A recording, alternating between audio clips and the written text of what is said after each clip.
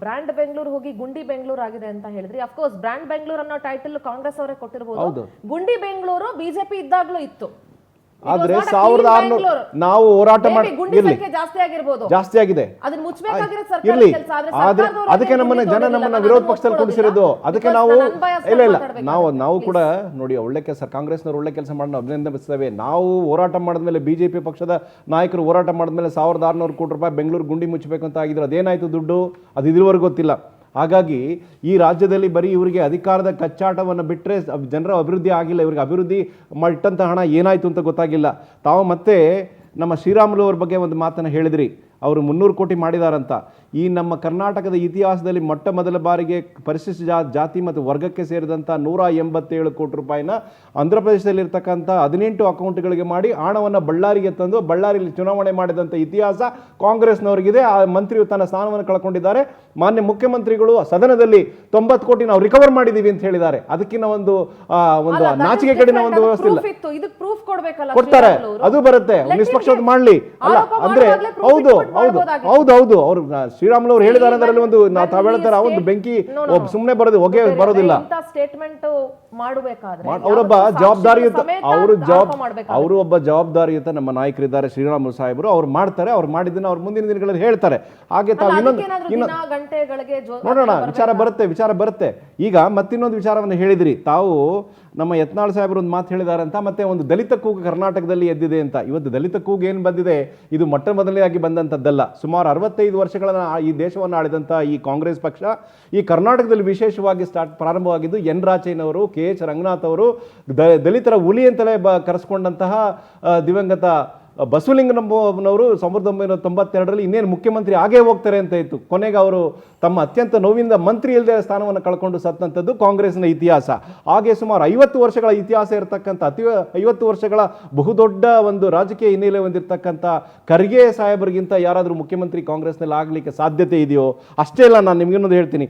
ಸುಮಾರು 8 ವರ್ಷಗಳ ಕಾಲ ಕಾಂಗ್ರೆಸ್ ಪಕ್ಷದ ಅಧ್ಯಕ್ಷರಾಗಿ ಪಕ್ಷವನ್ನು ನಡೆಸಿದಂಥ ಪರಮೇಶ್ವರವರನ್ನ ಕೊರಟಗೆರೆಯಲ್ಲಿ ಸೋಲಿಸಿದಂಥ ಕೀರ್ತಿ ಕಾಂಗ್ರೆಸ್ನವರಿಗೆ. ಅಷ್ಟೇ ಅಲ್ಲ, 35 ವರ್ಷಗಳ ಒಂದು ಸುದೀರ್ಘ ರಾಜಕೀಯ ಅನುಭವ ಇರತಕ್ಕಂಥ ಕೇಂದ್ರ ಮಂತ್ರಿಗಳಾದಂಥ ಮಾನ್ಯ ಕೆ ಎಚ್ ಮುನಿಯಪ್ಪನವರು ಕೂಡ ಈ ಒಂದು ಸಿಎಂ ಸ್ಥಾನಕ್ಕೆ ಅರ್ಹರು. ಮಹದೇವನವರು, ಹಾಗೆ ಅನೇಕ ಜನ ಇದ್ದಾರೆ. ಆದ್ರೆ ಕಾಂಗ್ರೆಸ್ ಪಕ್ಷ ಒಂದ್ ನಿಮಿಷ ಇಲ್ಲ no it's not the question of ಅವ್ರ ಪಕ್ಷ ಅಲ್ಲ. ಇದು 1 ಕೋಟಿ 1.5 ಕೋಟಿ ಇರ್ತಕ್ಕಂಥ ಈ ರಾಜ್ಯದ ಜನತೆಯ ದಲಿತರ ಪ್ರಶ್ನೆ ಇದು.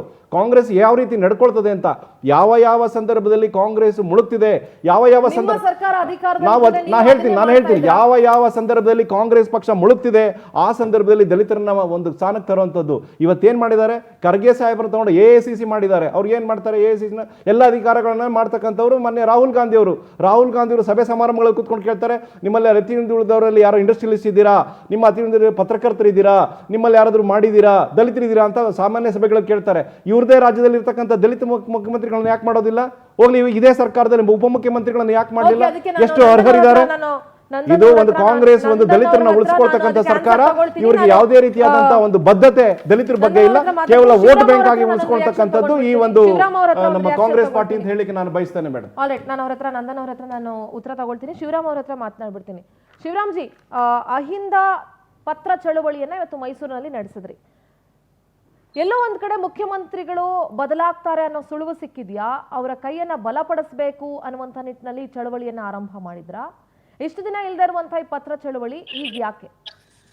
ಇಲ್ಲ ಮೇಡಮ್, ಇಲ್ಲಿ ಬಹಳ ಪ್ರಮುಖವಾಗಿ ಏನ್ ವಿಚಾರ ಅಂತಂದ್ರೆ, ಇಲ್ಲಿ ಏನಾಗಿದೆ, ಮುಖ್ಯಮಂತ್ರಿ ವಿಚಾರದಲ್ಲಿ ಗೊಂದಲವನ್ನ ಸೃಷ್ಟಿ ಮಾಡ್ತಾ ಇದ್ದಾರೆ ಬಹಳ ಪ್ರಮುಖವಾಗಿ. ಸೊ ಆ ಕಾರಣಕ್ಕಾಗಿ ಏನಾಗಿದೆ, 2003ನೇ ಇಸ್ವಿಯಲ್ಲಿ ಸನ್ಮಾನ್ಯ ಸಿದ್ದರಾಮಯ್ಯನವ್ರ ನೇತೃತ್ವದಲ್ಲಿ 137 ಸ್ಥಾನ ಬಂದು ಶಾಸಕಾಂಗ ಪಕ್ಷದಲ್ಲಿ ಸೆಲೆಕ್ಟ್ ಆಗಿದ್ದಾರೆ. ಸಿದ್ದರಾಮಯ್ಯನವರು selected CM, not elected. Elected CM ಮುಖ್ಯಮಂತ್ರಿಗಳು ಅಂದ್ರೆ ಶಾಸಕಾಂಗ ಪಕ್ಷದಲ್ಲಿ ಅವ್ರನ್ನ ಎಲೆಕ್ಟ್ ಮಾಡಿರೋದು, ನಾಟ್ ಎ ಸೆಲೆಕ್ಟೆಡ್. ಅಂದ್ರೆ 5 ವರ್ಷಗಳ ಅವಧಿಗೆ ಶಾಸಕಾಂಗ ಪಕ್ಷದಲ್ಲಿ ನಾಯಕರಾಗಿ ಆಯ್ಕೆಯಾಗಿ ಮುಖ್ಯಮಂತ್ರಿಯಾಗಿ 2.5 ವರ್ಷಗಳ ಕಾಲದ ಬಹಳ ಸಮರ್ಥವಾಗಿ ಸಾಮಾಜಿಕ ನ್ಯಾಯವನ್ನ ಮತ್ತೆ ಎಲ್ಲ ಅಭಿವೃದ್ಧಿ ಕೆಲಸವನ್ನ, ಗ್ಯಾರಂಟಿ ಯೋಜನೆಗಳನ್ನ ಸಮರ್ಥವಾಗಿ ನಿಭಾಯಿಸಿಕೊಂಡು ಹೋಗ್ತಾ ಇದ್ದಾರೆ. ದಕ್ಷ ಆಡಳಿತವನ್ನು ನೀಡ್ತಾ ಇದ್ದಾರೆ. ಈ ಮಧ್ಯದಲ್ಲಿ ಕೆಲವು ಬಿಜೆಪಿ, JDS ಮತ್ತೆ ನಮ್ಮದೇ ಕೆಲವು ಕಾಂಗ್ರೆಸ್ ಪಕ್ಷದ ಮುಖಂಡರುಗಳು ಮುಖ್ಯಮಂತ್ರಿ ವಿಚಾರದಲ್ಲಿ, ಮುಖ್ಯಮಂತ್ರಿ ಹುದ್ದೆ ವಿಚಾರದಲ್ಲಿ ಗೊಂದಲವನ್ನು ಸೃಷ್ಟಿ ಮಾಡಿದ್ರು. ಸೊ ಆ ಕಾರಣಕ್ಕಾಗಿ ನಾವೇನು ಒತ್ತಾಯ ಮಾಡಿದ್ವಿ ಇವತ್ತು ಅಂತಂದ್ರೆ, ಯಾಕೆಂದ್ರೆ ಶೋಷಿತ ಸಮುದಾಯಗಳ ಮಹಾನ್ ನಾಯಕರು ಸನ್ಮಾನ್ಯ ಸಿದ್ದರಾಮಯ್ಯನವರು. ಅವರೊಟ್ಟಿಗೆ ಇವತ್ತು ಎಲ್ಲಾ ಶೋಷಿತ ಸಮುದಾಯಗಳು ಬಹಳ ಗಟ್ಟಿಯಾಗಿ ನಿಂತಿದ್ದಾವೆ. ಅವತ್ತಿಂದ ಇವತ್ತವರೆಗೂ ಕೂಡ ಕಾಂಗ್ರೆಸ್ ಪಕ್ಷದ ಜೊತೆಗೆ ಅಹಿಂದ ಸಮುದಾಯಗಳು, ಶೋಷಿತ ಸಮುದಾಯಗಳು ಬಹಳ ಗಟ್ಟಿಯಾಗಿ ನಿಂತಿದ್ದಾವೆ. ಸೊ ಆ ಕಾರಣಕ್ಕಾಗಿ ನಾವು ಏನು ಒತ್ತಾಯ ಮಾಡ್ತಾ ಇದೀವಿ ಅಂತ ಅಂದ್ರೆ, ಈ ಗೊಂದಲ ಆಯ್ತು ಅಂತಂದ್ರೆ ಈ ತರ ಈ ಸಮುದಾಯಗಳಿಗೆ ಮನಸ್ಸಿಗೆ ಘಾಸಿ ಆಗ್ತದೆ, ಮತ್ತೆ ವೋಟ್ ಬ್ಯಾಂಕ್ ಡ್ಯಾಮೇಜ್ ಆಗ್ತದೆ ಕಾಂಗ್ರೆಸ್ ಪಕ್ಷ. ಈಗ ನಾನು ಇನ್ನೊಂದು ಪ್ರಶ್ನೆ, ಯಾವಾಗ್ಲೂ ಕಾಂಗ್ರೆಸ್ ಅಲ್ಲಿ ಸಾಮಾಜಿಕ ನ್ಯಾಯ ಅನ್ನುವಂಥ ಪದಗಳನ್ನ ಬಹಳ ಹೆಚ್ಚಾಗಿ ಬಳಸ್ತಾ ಇರ್ತೀವಿ, ಅದೇ ನಮ್ಮ ಸಿದ್ಧಾಂತ ಅಂತಾನೂ ಮಾತನಾಡ್ತಾ ಇರ್ತಾರೆ. ನಾನು ಒಂದು ಪ್ರಶ್ನೆ ಕೇಳೋದು, ನನಗೆ ಗೊತ್ತಿಲ್ಲ ಕಾಂಗ್ರೆಸ್ ಅಲ್ಲಿ 2.5 ವರ್ಷ ಅಂತ ಏನಾದ್ರು ಪವರ್ ಶೇರಿಂಗ್ ಮಾತಾಡ್ಕೊಂಡಿದಾರೋ ಏನ್ ಮಾಡಿದಾರೆ, ಅದು ನನಗೆ ಅದು ಇನ್ನೂ ಕೂಡ ಕ್ಲಾರಿಟಿ ಕೊಡ್ಬೇಕು, ಅದು ಕಾಂಗ್ರೆಸ್ ವಕ್ತಾರರು ಮಾತನಾಡ್ತಾರೆ. ನನ್ನದೊಂದು ಪ್ರಶ್ನೆ ಶಿವರಾಮ್ ಅವ್ರೆ, ಈಗ ಸಿದ್ದರಾಮಯ್ಯ ಅವ್ರಿಗೆ ಆಲ್ರೆಡಿ ಒಂದು ಬಾರಿ ಅವಕಾಶ ಸಿಕ್ಕಿದೆ, ಈಗ ಅವ್ರು ಮತ್ತೆ 2ನೇ ಟರ್ಮಲ್ಲಿ CM ಆಗಿದ್ದಾರೆ, 2.5 ವರ್ಷ ಮುಗಿಸಿದ್ದಾರೆ, ಮತ್ತೊಂದು ಸಮುದಾಯದವರು ಮುಖ್ಯಮಂತ್ರಿಗಳಾದ್ರೆ ಏನು ಸಮಸ್ಯೆ? ಈಗ ನೀವ್ ಹೆಂಗೆ ನಿಮ್ಮ ಸಮುದಾಯಗಳಿಗೆ ನೀವ್ ಹೆಂಗೆ ಕೇಳ್ತಿರೋ, ಬೇರೆ ಸಮುದಾಯಗಳು ಹಾಗೆ ಅಲ್ವಾ? ಇಲ್ಲಿ ಸಮಸ್ಯೆ ಪ್ರಶ್ನೆ ನಾನು ಹೇಳ್ತಾ ಇಲ್ಲ, ಇಲ್ಲಿ ಸಮಸ್ಯೆ ಅಲ್ಲ ಯಾರಿಗೆ. ಕಾಂಗ್ರೆಸ್ ಪಕ್ಷದಲ್ಲಿ ಬಹಳಷ್ಟು ಜನ ಸಮರ್ಥಿತರೆ ಮುಖ್ಯಮಂತ್ರಿ ಆಗ್ಲಿಕ್ಕೆ ಅಲ್ಲಿ. ಆದ್ರೆ ಇಲ್ಲಿ ಪ್ರಶ್ನೆ ಇರುವಂತದ್ದು, ಜನಾದೇಶ ಕೊಟ್ಟಿದ್ದಾರೆ ಸಿದ್ದರಾಮಯ್ಯನವರಿಗೆ 5 ವರ್ಷಗಳ ಕಾಲ ಮುಖ್ಯಮಂತ್ರಿಯಾಗಿ ಸರ್ಕಾರ 2023ರಿಂದ 2028ವರೆಗೆ ಜನಾದೇಶ ಕೊಟ್ಟಿದ್ದಾರೆ. ಶಾಸಕಾಂಗ ಪಕ್ಷದ ನಾಯಕ ಸಭೆಯಲ್ಲಿ ಆಯ್ಕೆ ಮಾಡಿದ್ದಾರೆ. ಸೊ ಆ ಹಿನ್ನೆಲೆಯಲ್ಲಿ ಸಮರ್ಥವಾಗಿ ಆಡಳಿತ ನಡೆಸ್ತಾ ಇದ್ದಾರೆ. ಇಂಥ ಸಂದರ್ಭದಲ್ಲಿ ಕಾಂಗ್ರೆಸ್ಗೆ ಡ್ಯಾಮೇಜ್ ಆಗಬಾರ್ದು. ಶೋಷಿತ ಸಮುದಾಯಗಳ ಆಶಯ ಏನಿದೆ ಅಂತಂದ್ರೆ 5 ವರ್ಷಗಳ ಕಾಲ ಮುಖ್ಯಮಂತ್ರಿ ಸಿದ್ದರಾಮಯ್ಯನವರೇ ಆಗಿರ್ಬೇಕು ಅನ್ನೋದು ನಮ್ಮೆಲ್ಲರ ಆಶಯ ಇದೆ. ಆ ಕಾರಣಕ್ಕಾಗಿ ನಾವು ಅದನ್ನ ಒತ್ತಾಯ ಮಾಡ್ತಿರೋದು. 2020 ನನ್ನ ಧ್ವನಿ ಕೇಳಿಸ್ತಿದ್ಯಾ? ನೋಡಿ ಇವಾಗ ನೋಡಿ, ಶಿವರಾಮ್ ಅವ್ರು ಹೇಳ್ತಿದ್ರು 2.5 ವರ್ಷ 5 ವರ್ಷ, ಅದು 4 ಗೋಡೆ ಒಳಗಡೆ ಮಾತಾಡಿರ್ಬೇಕಾದ್ರೆ CM ಅವರೇ ಮೈಸೂರಲ್ಲಿ ನಿಂತ್ಕೊಂಡು ಹೇಳಿರ್ಬೇಕಾದ್ರೆ ಈ ಸ್ಟೇಟ್ಮೆಂಟ್ಗಳು ಸಂಘಟನೆಗಳು ಹೇಳೋ ಅವಶ್ಯಕತೆ ಇಲ್ಲ. ನಾನು DK ಶಿವಕುಮಾರು ಬಂಡೆ ರೀತಿ ಇದ್ದೀವಿ, ನಾವು ಕೆಲಸ ಮಾಡ್ಕೊಂಡು ಹೋಗ್ತಾ ಇದ್ದೀವಿ, ಈ ಸರ್ಕಾರ ನಾವು ಏನು ಪ್ರಾಮಿಸ್ ಮಾಡಿದ್ದೀವೋ ಅದನ್ನು ನಾವು ಫುಲ್ಫಿಲ್ ಮಾಡ್ತಿದ್ದೀವಿ, ನಮ್ಮ ಮಧ್ಯೆ ಬಂದು ಹುಳಿ ಹಿಂಡಬೇಡಿ ಅಂತ CM ಮೈಸೂರಲ್ಲಿ ನಿಂತ್ಕೊಂಡು ಹೇಳ್ತಿರ್ಬೇಕಾದ್ರೆ ದಯವಿಟ್ಟು ನೀವು ಇಂಥ ಸ್ಟೇಟ್ಮೆಂಟ್ಗಳು ಇದು ನೀವು ಕೊಡಬಾರ್ದು ಅಂತ ನಾನು ಶಿವರಾಮ್ ಜಿ ನಾನು ರಿಕ್ವೆಸ್ಟ್ ಮಾಡ್ತಾ ಇದ್ದೀನಿ. ದಯವಿಟ್ಟು ಇಂಥ ಸ್ಟೇಟ್ಮೆಂಟ್ಗಳು ಕೊಡಬಾರ್ದು. ಇವಾಗ ಅದು ಡಿಸೈಡ್ ಆಗಿರುವುದು ಕೇಂದ್ರದ ನಾಯಕರಲ್ಲಿ. ನೋಡಿ, ಮುಗಿಸ್ಬಿಡ್ತೀನಿ sir. With due respect I will finish my conversation. ಒಂದ್ ನಿಮಿಷ Shivaram ji, 1 second, let him finish his conversation. ಇವಾಗ 2.5 ವರ್ಷ 5 ವರ್ಷ ಅನ್ನೋದು ನಮಗೂ ಗೊತ್ತಿಲ್ಲ, ನಿಮಗೂ ಗೊತ್ತಿಲ್ಲ. ಅದು ಗೊತ್ತಿರೋದು ಓನ್ಲಿ 5 ಜನಕ್ಕೆ, ರಾಹುಲ್ ಗಾಂಧಿ ಅವ್ರಿಗೆ, CMಗೆ, DCMಗೆ, KC ವೇಣುಗೋಪಾಲ್ ಅವ್ರಿಗೆ, ಖರ್ಗೆ ಅವ್ರಿಗೆ. ಅದು ಬಿಟ್ಬಿಟ್ಟು ನಾವು ಇಲ್ಲಿ ಕೂತ್ಕೊಂಡು ನಾವು ಲೆಟ್ಸ್ ನಾಟ್ ಸ್ಪೆಕ್ಯುಲೇಷನ್ ಮಾಡೋ ಅವಶ್ಯಕತೆ ಇಲ್ಲ, ಅಸಂಪ್ಷನ್ ಮಾಡ್ಕೊಳ್ಳೋ ಅವಶ್ಯಕತೆ ಇಲ್ಲ. ಅದೇನ್ ಮುಂದಿನ ದಿನಗಳಲ್ಲಿ ಮೊದಲು ನಿಮ್ ಪಕ್ಷದವ್ರು ಮಾಡ್ಕೊಳ್ಳೋದು ನಿಲ್ಲಿಸಬೇಕು. ನೋಡಿ, ನಾವೇನು ಹೇಳಿಲ್ವಲ್ಲ. ನೋಡಿ, ಇವಾಗ ಅಟ್ ಪ್ರೆಸೆಂಟ್ ನಮ್ಮ ಮುಖ್ಯಮಂತ್ರಿ ಸಿದ್ದರಾಮಯ್ಯನವರು, ನಮ್ಮ ಉಪಮುಖ್ಯಮಂತ್ರಿ DK ಶಿವಕುಮಾರ್ ಮತ್ತೆ ಅಧ್ಯಕ್ಷರು ಅಂತ ಹೇಳಿದೀವಲ್ಲ.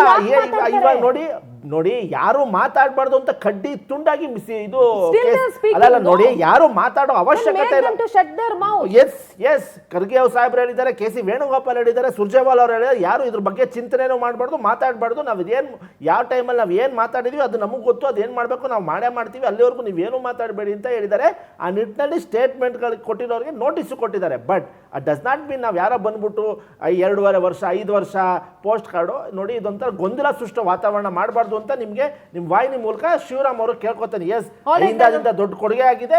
ದಟ್ ಡಸ್ ನಾಟ್ ಮೀನ್ ಗೊಂದಲಮಯ ಸ್ಟೇಟ್ಮೆಂಟ್ಗಳು ಕೊಡಬಾರ್ದು. CM ಅವರೇ ಏರ್ಪೋರ್ಟ್ ಅಲ್ಲಿ ನಿಂತ್ಕೊಂಡು ದಸರಾ ಹಬ್ಬದ ಟೈಮಿನಲ್ಲಿ ಹೇಳಿದ್ದಾರೆ, ನಾನು ಶಿವಕುಮಾರ್ ಅವರು ಒಟ್ಟಿಗೆ ಕೆಲಸ ಮಾಡ್ತಿದ್ದೀನಿ, ಎಲ್ಲರೂ ಬಂದು ನಮಗೆ ಹುಳಿಯಿಂದ ಕೆಲಸ ಮಾಡಬೇಡಿ ಅಂತ ಹೇಳಿದ್ದಾರೆ. ಹಾಗಾಗಿ ವಿತ್ ಡ್ಯೂ ರೆಸ್ಪೆಕ್ಟ್ ನಾವು ಏನೇನಾಗಬೇಕು ಅದು ಹೈಕಮಾಂಡ್ ಮಟ್ಟದಲ್ಲಿ ಆಗುತ್ತೆ. ದಯವಿಟ್ಟು ಚರ್ಚೆ ಮಾಡೋದು ಅಪ್ರಸ್ತುತ. ನಾನು ಚರ್ಚೆ ಮುಂದುವರಿಸ್ತೀನಿ, ಆದ್ರೆ ಅದಕ್ಕಿಂತ ಮುಂಚೆ ಒಂದು ಬ್ರೇಕ್ ತಗೊಳ್ತೀನಿ. ಆದ್ರೆ ಬ್ರೇಕ್ ತಗೊಳ್ಳೋಕೆ ಮುಂಚೆ ಒಂದು ಮಾತು ಹೇಳ್ತೀನಿ. ನಮ್ಮ ಕಾಂಗ್ರೆಸ್ ವಕ್ತಾರ ಹೇಳ್ತಾ ಇದ್ರು ಮಧ್ಯದಲ್ಲಿ ಬಂದು ಹುಳಿ ಹಿಂಡೋ ಕೆಲಸ ಮಾಡಬೇಡಿ ಅಂತ. ಇಲ್ಲಿ ಹುಳಿ ಹಿಂಡ್ತಾ ಇರೋರು ಕಾಂಗ್ರೆಸ್ ಪಕ್ಷದ ಒಳಗಿರೋರೇನೆ. ಬೆಂಕಿ ಇಲ್ಲದೆ ಯಾರು ಹೊಗೆ ಆಡಿಸೋದಕ್ಕೆ ಬರೋದಿಲ್ಲ, ಬೆಂಕಿ ಇಲ್ಲದೆ ಹೊಗೆ ಆಡೋದು ಇಲ್ಲ, ಒಂದ್ ಕೈ ಚಪ್ಪಾಳೆ ಹೊಡೆಯೋದು ಇಲ್ಲ.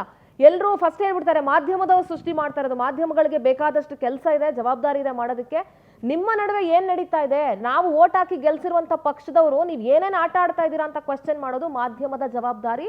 ನಾವು ಅದನ್ನ ಮಾಡಲೇಬೇಕು. ನೀವುಗಳು ಯಾರು ಅದ್ರ ಬಗ್ಗೆ ರಿಯಾಕ್ಟೇ ಮಾಡಿಲ್ಲ, ನಿಮ್ಗಳಿಂದ ವಿಚಾರಣೆ ಶುರುವಾಗಿಲ್ಲ ಅಂತಂದ್ರೆ ಮಾಧ್ಯಮಗಳಿಗೂ ಮಾತಾಡಕ್ ಬೇಕಾದಷ್ಟು ಕೆಲಸಗಳಿದಾವೆ, ತೋರ್ಸಕ್ ಬೇಕಾದಷ್ಟು ನಿಮ್ಮ ಸರ್ಕಾರದೇ 100 ಲೂಪ್ ಹೋಲ್ಸ್ಗಳಿದಾವೆ, ಅದನ್ನು ಮಾಡ್ಬೋದು, ನಾವು ಮಾಡ್ತಾ ಇದ್ದೀವಿ ಕೂಡ. ಬಟ್ ಇದರ ಬಗ್ಗೆ ಹುಳಿ ಹಿಂಡುವಂತ ಕೆಲಸವನ್ನ ನಿಮ್ಮ ಸ್ವಪಕ್ಷದವರೇ ಮಾಡ್ತಾ ಇದ್ದಾರೆ. ಬಹುಶಃ ಆ ಹುಳಿ ಹಿಂಡ ಕೆಲಸ ನಿಮ್ಮ ಪಕ್ಷದವರೇ ನಿಲ್ಲಿಸ್ಬೇಕು ಫಸ್ಟ್ ಅಂತ ಅನ್ಸುತ್ತೆ.